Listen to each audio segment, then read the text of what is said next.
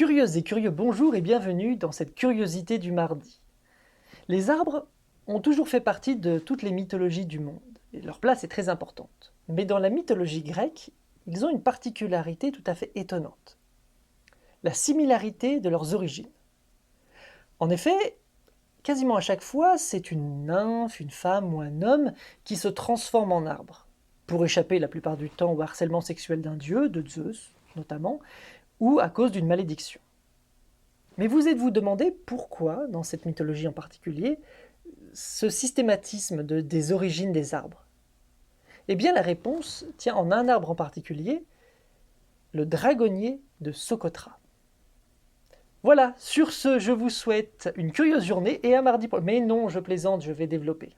Socotra est une île de la mer d'Arabie sur laquelle il existe de nombreuses espèces végétales endémiques, c'est-à-dire qui ne vivent que sur cette île. Ce qui donne au paysage un aspect étrange, limite extraterrestre.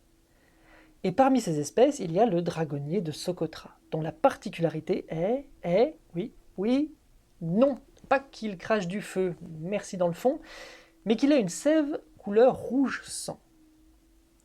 La particularité de cette sève a fait qu'on l'a exportée dans tout le monde antique, notamment pour faire des remèdes ou pour servir de colorant. Et c'est ce sang dans cet arbre qui est à l'origine de ces fameux mythes des personnes en chair et en os transformées en végétales. En sachant ça, on peut mieux comprendre les personnes dendrophobes ou hylophobes, qui ont peur respectivement des arbres et des forêts.